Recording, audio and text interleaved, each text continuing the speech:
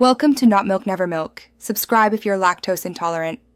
You start by opening Apple Books on your iPhone, iPad, or Mac and confirming your Apple ID is signed in so purchases and iCloud sync work.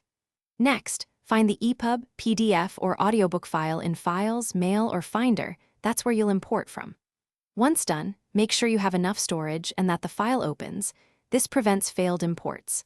Now proceed to import using the share or drag and drop steps depending on your device. On iPhone or iPad, tap the file, choose Share, then copy to Books or Open in Books. This places the book into your library. On Mac, drag the EPUB or PDF into the Books window or choose File Add to Library to import. If your audiobook isn't recognized, import it via Books Audiobooks or convert it to an M4B container so chapters and progress sync. Make sure iCloud Books is enabled if you want the title to appear across devices. Once the book appears, organize it. Add to a collection, and on Mac edit metadata via GetInfo so searching and sorting work.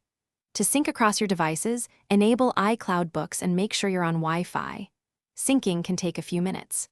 If the book doesn't show or won't open, re-import the file, restart the Books app, and verify the file format is EPUB, PDF, or a supported audiobook. This usually resolves import errors and missing covers. Thanks for watching. If this was helpful, leave a like and consider subscribing. See you next time.